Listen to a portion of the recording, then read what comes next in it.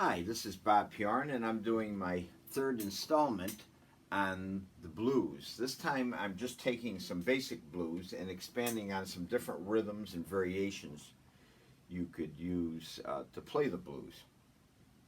As I put out these instructional videos, I'm starting to get some input from people, and it's to be expected. I'm told it's too easy, it's too hard, and I guess the hard thing when you're putting things out like this is to find a niche where you're addressing a lot of people kind of in the mainstream of playing. Some of these things may be on people, others this is very basic things to them. So hopefully I'll pass on a few things from my 52 years of teaching and playing professionally that don't necessarily have to do with just learning some new chords and so on. There's so much more to know about music. As a matter of fact, this first progression I have here is actually from one of the greatest albums. I say albums, I don't know how you get your music today on an iPod or you download or whatever, but you want to look for this one. This is from Miles Davis's Kind of Blue. This is actually the chords to a blues Miles Davis did on this 1959 recording that some people consider the greatest jazz album of all time. I would definitely recommend you have it in your collection whether you're into jazz or not. I would get Kind of Blue.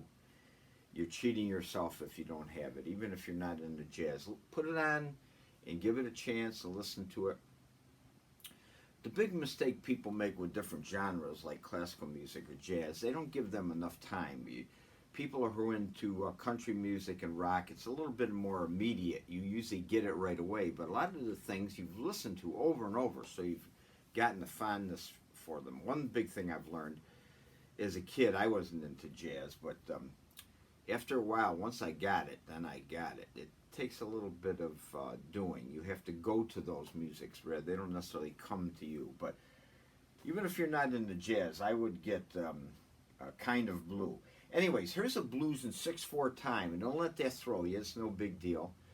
But this is Miles Davis All Blues. It kind of had a riff going like this with two horns.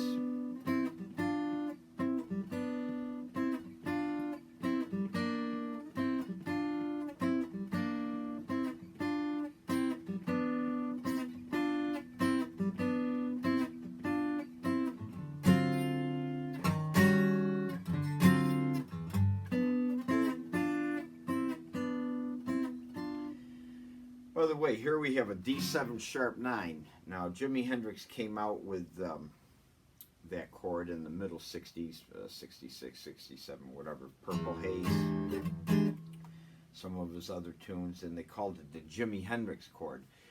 Mainly, and that's still referred to, it's actually a 7 sharp 9, but Miles Davis, 1959, it's a 7 sharp 9. It was used far before Jimi Hendrix. Maybe he heard it in this song, who knows.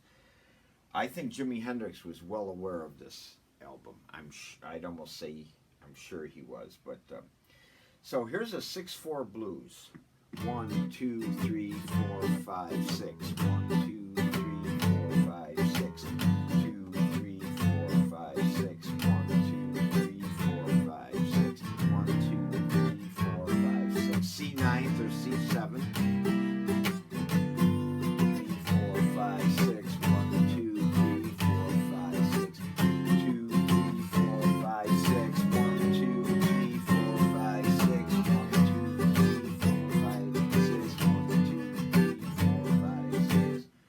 Okay, so that's kind of a jazzy blues. That's fun to jam on. You just take your basic G pentatonic scale and get together with a friend. You can jam on that. Here's an even more basic blues in G, 12-bar blues. And what I would suggest here is try a different rhythm. Like, here's a rumba. I'm going to use the same chord progression here, right? You see right here, but I'm going to put a rumba beat to it. I actually wrote a song called Goodbye Baby. You could find that on iTunes if you want to hear it. Goodbye Baby, Bob Pjorn on my blues album. And it's got kind of a cool New Orleans kind of groove to it. And so here's a blues in G with a rumba.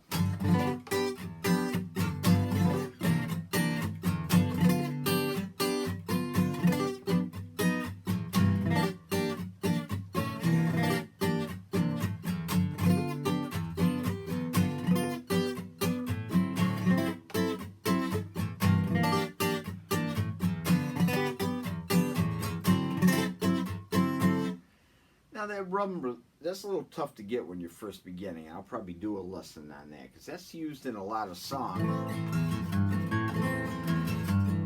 I think of so many Sultans of Swing.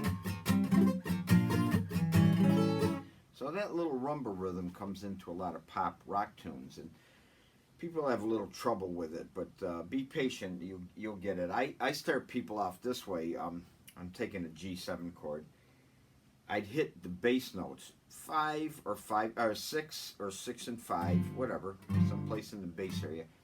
But this is the next big step. After hitting the bass notes, drag your pick down the remaining strings. Drag it. And then from there it's up, down, up.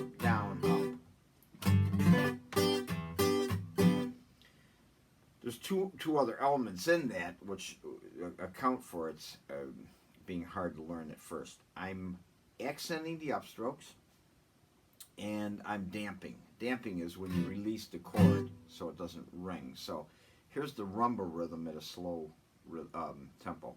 But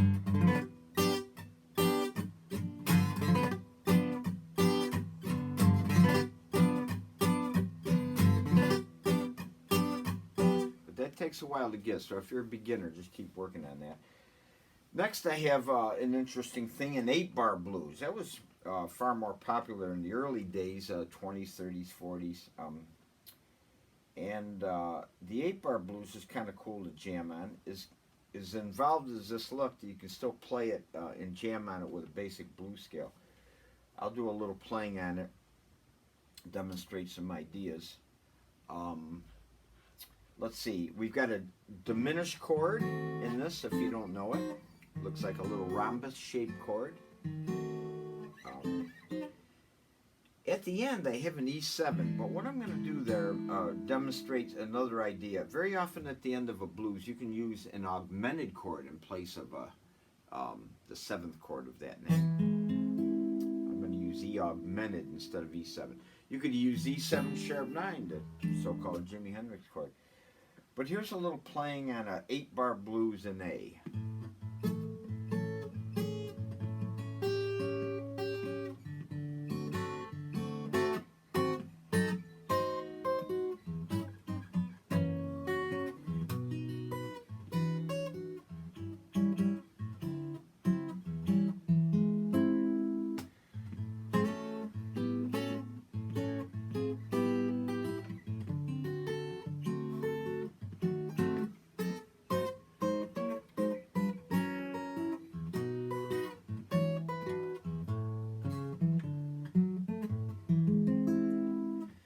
Notice this time at the end, instead of playing A7, D7, A7, I played the bass notes of those chords. So, but there's an 8-bar blues, and that's something to explore in itself, the 8-bar blues. Down here we have a very simple chord progression. This is a C7 chord that's movable across the guitar. Technically, this chord is incomplete, meaning it lacks one of its components, the 5th. But the sound is great, especially sounds good for funk and blues things. It's movable. If you deaden the outer strings, 1 and 6, you can move the C7, D7, E7, F7. And the other cool thing about this chord, it lends itself to adding a bass line to it.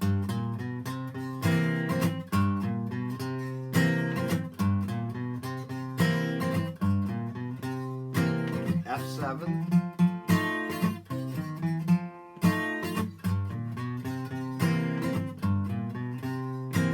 G7, F7,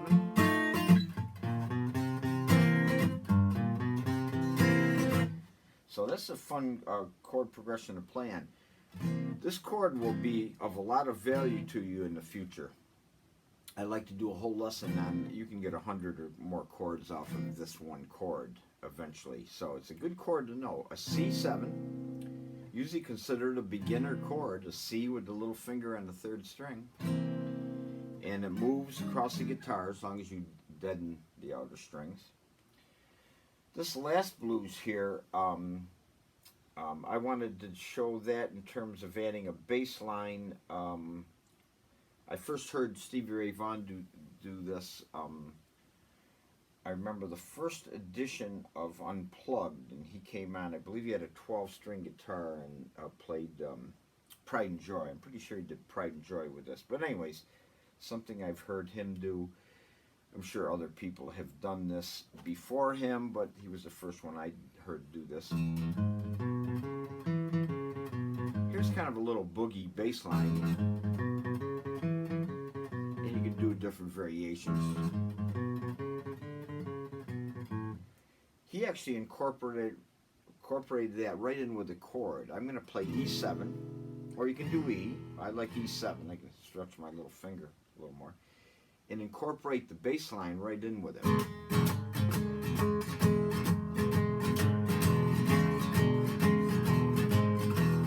A, E7, B7,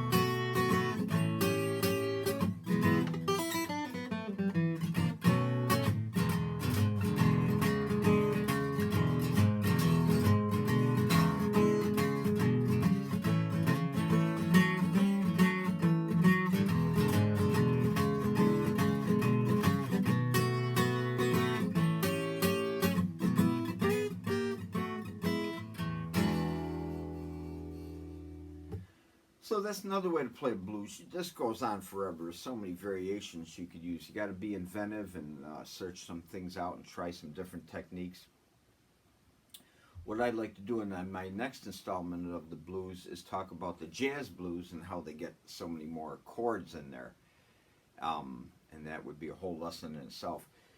But again, if you're interested, you can contact me on Facebook, Bob Piorun, Piorun.